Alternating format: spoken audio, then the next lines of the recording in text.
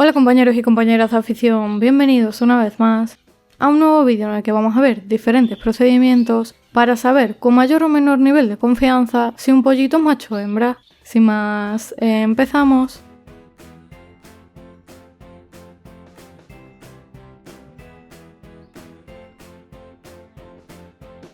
Lo ideal para poder cesar a cualquier ave es que al menos hayan terminado su primera muda o que incluso hayan alcanzado la mayoría de edad, y aún así puede resultarnos bastante complicado con algunas especies.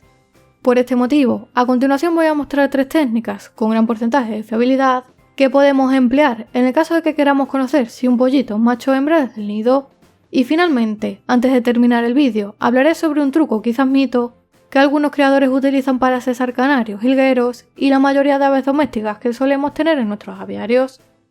La primera técnica 100% fiable es a través de un análisis de ADN en un laboratorio especializado en el que básicamente necesitaríamos tomar unas muestras del pollito, bien a través de algunas de sus plumas o con una gota de sangre, e incluso también se puede utilizar la cáscara del huevo, aunque esta ultimación es algo más complicada, ya que los cascarones se pueden mezclar entre ellos y podríamos tener dificultades para saber qué cascarón corresponde a cada pichón.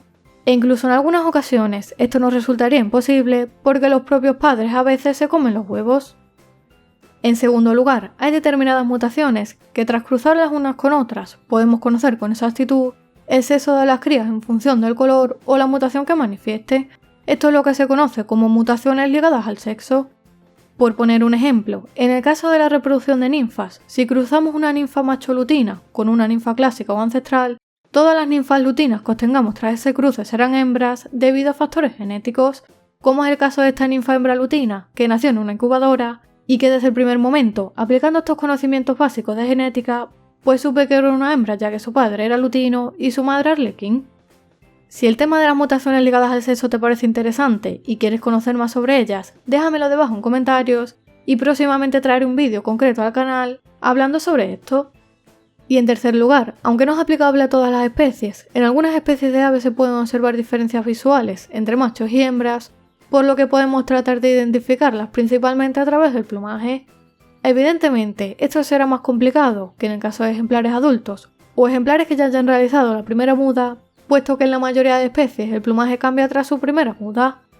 Un pequeño truco que algunos creadores han empleado en alguna ocasión, por ejemplo con diamantes de wool u otras especies que muestran diferencias de plumaje entre machos y hembras, es depilar una pequeña zona de plumas de alguna zona característica del ave, para que al cabo de unos días, cuando le crezcan las plumas definitivas, poder identificar de esta manera su sexo.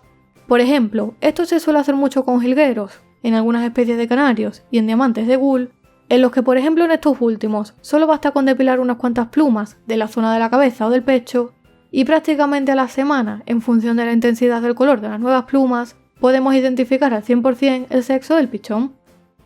Y por último, no quería terminar este vídeo sin al menos mencionaros otro truco o mito que también nos puede permitir conocer si un pollito es macho o hembra, basado simplemente en la apariencia de determinadas zonas del cuerpo, especialmente de la zona trasera o de la cloaca del pichón.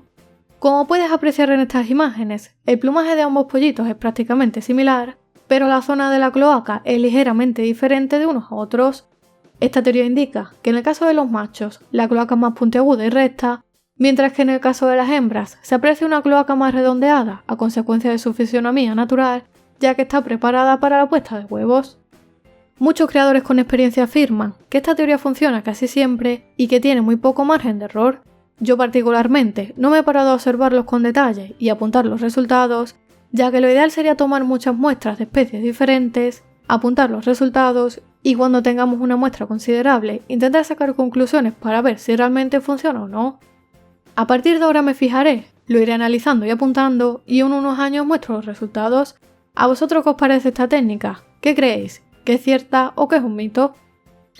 Dale like al vídeo si te ha gustado y compártelo con tus compañeros por tus redes sociales. Si aún no estás suscrito al canal, te invito a que te suscribas gratis para recibir nuevos vídeos todas las semanas. Por aquí te dejo más vídeos sobre cómo saber si un pájaro es macho o hembra. Y como siempre, te espero en el próximo vídeo.